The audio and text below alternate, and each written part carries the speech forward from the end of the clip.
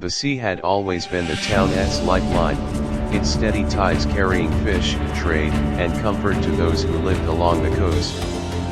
But one morning, as the sun broke over the horizon, the waves did not glisten with their usual blue shimmer. Instead, a heavy, blackened tide pressed against the sand, thick and slow, reflecting the light like oil but carrying no trace of fuel. The air was tainted with a stench that seemed to cling to the lungs, a sickly mixture of rot and salt that burned the nose and lingered long after the wind passed. Fishermen, accustomed to storms and wrecks, stood at the harbor in silence, staring at the unnatural water that seemed to pulse with its own dark rhythm. When the tide rolled further in, it brought death with it. Fish, bloated and covered in a dark slime, drifted ashore, their eyes wide and clouded as if frozen in terror. A sea turtle washed up lifeless, its shell cracked, and its flesh twisted in ways no natural death could explain. Children ran to the shoreline in morbid curiosity but gagged at the stench and backed away, clinging to their mothers' hands. Some of the older townsfolk whispered of curses and forgotten legends, their voices low, afraid that even speaking too loud might stir something deeper within the waves. Each surge of the black water spread further up the beach, staining the sand with streaks that refused to wash away. It did not move like any tide the people had ever seen. It crawled and oozed forward as though deliberate, as though it had purpose. The ocean, once their source of life, now seemed to breathe with a foul presence, and those who watched it could not shake the feeling that something had awakened beneath the surface. The shoreline had always been a place of gathering, where children played, fishermen mended their nets, and families walked at dusk. But once the black tide began to stain the coast, the beach became a place of unease, avoided even in daylight. Dark streaks marked the sand where the waves had reached, and no matter how many times the water washed over them, the stains never faded. Locals began to whisper that the shoreline itself was cursed, a place where the dead returned to walk among the living. Old fishermen recalled tales of sailors who vanished into storms and never found peace, their spirits said to rise whenever the sea turned black. At night, some claimed to see figures standing at the water's edge, silhouettes of men and women long lost to the ocean, staring back at the town with hollow patience. Their faces could never be seen clearly, but their presence was undeniable, bodies half shrouded in mist and shadow. The brave who wandered too close reported a strange chill seeping into their skin, as if the water's touch reached for them even from a distance. Parents warned their children never to approach the tide, for the stories carried a single warning: once the sea marked you, there was no escape. Objects also began to surface with the tide: rusted compasses, broken lanterns, fragments of ships thought to have sunk decades ago. These relics carried the same slime as the dead fish, and anyone who handled them soon fell ill, skin blistering where contact had been made. Fear spread quickly through the town, for it seemed that the cursed shoreline did not just take but also gave back, offering pieces of the lost in exchange for the living. When the black tide settled along the coast, a new terror followed in its wake. People began to speak of voices carried on the wind at night, whispers that drifted from the restless waves.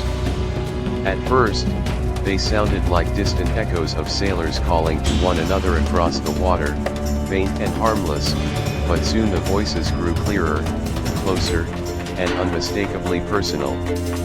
They called names, not random ones, but those of the townspeople, spoken in tones so familiar they could not be ignored. A father heard the soft pleading of his drowned brother, a widow swore she heard her husband asking her to join him, and children cried in the night when they heard their mothers' voices calling them to the shore even while their mothers slept in the next room. The sound did not fade with distance. Those who shut their windows tight or buried their heads under pillows still felt the pull of the whispers, threading through their minds like a lullaby, both comforting and dreadful. It was said the sea knew every name, every secret, and it used them to lure its victims closer. Some resisted for days, but the voices grew insistent, weaving promises of reunion and release, until resistance cracked beneath longing and fear. Witnesses told of neighbors walking barefoot into the night, drawn to the shore as though in a trance. They moved with calm steps, eyes glassy and unblinking, until the black water touched their skin. The moment it did, their bodies stiffened, and then they vanished beneath the tide without a sound, leaving only ripples that quickly smoothed into silence. Those who remained behind whispered that the ocean did not just take, it beckoned, and sooner or later, everyone would hear it call. The vanishings began quietly, almost too subtle to notice at first.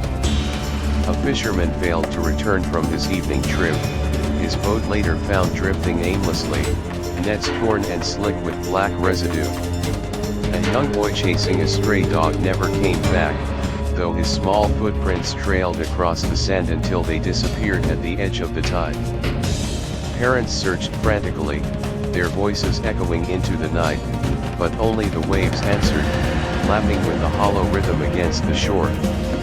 Soon, more names were whispered through the town, each belonging to someone who had simply vanished after the black water rose. Those who investigated the disappearances found no signs of struggle, instead, they found trails of wet footprints always leading away from the safety of land and into the sea. They were strange prints, too, sometimes small, sometimes far larger than any human foot, as though others had joined in the walk to the water. Dogs refused to follow the scent, howling and pulling back violently whenever brought near the shoreline, eyes fixed on the shifting shadows beneath the waves. Rumors spread that the missing were not truly gone but had been claimed by the tide, pulled into some unseen realm beneath the surface. Some swore they saw familiar faces in the surf, eyes glowing faintly before dissolving into foam. Others spoke of shapes moving just under the water, pacing alongside the shore like hunters waiting for more prey. Each disappearance fed the terror until no one dared to walk near the beach after sundown. The ocean that had once provided life for the town now seemed to demand sacrifice, and the people lived in dread of whose footprints would be the next to lead into the black tide. As the nights grew longer, the tide no longer ebbed with the natural rhythm of the sea. Instead, it crept higher with each passing dusk, swallowing more of the shoreline as though hungering for the land itself. Houses closest to the water were abandoned after the waves began striking their walls, leaving black stains that no rain could wash away. The townspeople gathered on higher ground, watching helplessly as their streets darkened under the rising flood. It was not just water that surged forward but something alive, carrying with it whispers, shadows, and the faint glow of eyes beneath the surface. Every wave that struck seemed to reach further, clawing at the earth, dragging with it fragments of stone, wood, and whatever living thing it touched. Those who dared to resist, who tried to hold their ground, found themselves pulled under in silence, their screams swallowed before they even left their throats. No bodies returned, no splashes echoed back, just the eerie stillness of the water smoothing itself once more, as if nothing had happened. Families clung together, but it did not matter. The tide knew each of them, and when it surged, it struck with precision, wrapping around ankles and dragging its chosen into the depths. Even the strongest men, bound with ropes to the land, were wrenched free as though the sea had grown hands.